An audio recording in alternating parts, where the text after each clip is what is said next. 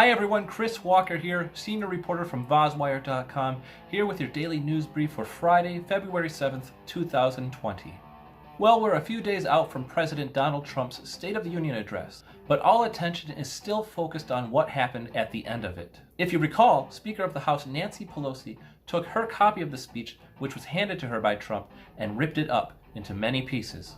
Depending on your point of view, you either loved what Pelosi did as it symbolized a refutation of Trump's policies, or you hated what she did, seeing it as disrespectful towards the president and the office which he represents. Trump's White House counsel, Kellyanne Conway, explained the general view that conservatives have when it comes to Pelosi's actions.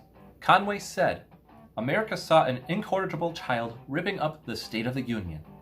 I think it shows you how petty and peevish and partisan the Democratic Party has become." But now a brand new criticism of what Pelosi did is coming about, with some even suggesting what she did was illegal. Chief among those who are saying so is the president himself. Speaking to reporters on Friday, Trump explained his views. Well, I thought it was a terrible thing when she ripped up the speech. First of all, it's an official document. You're not allowed. It's illegal what she did. She broke the law. But I haven't been asked a question other than a lot of people that viewed it. They couldn't believe that she did it. I thought it was terrible. I thought it was very disrespectful to the chamber and to the country.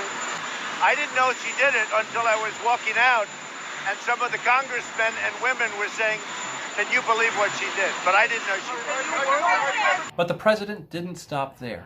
He was asked also whether he could ever work with Pelosi again in the future, given the animosities between the two.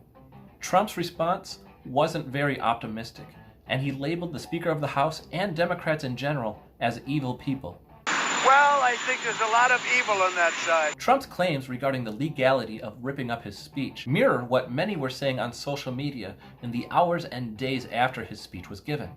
But while Trump claims the action was illegal, factually speaking, the Speaker of the House didn't violate any laws whatsoever.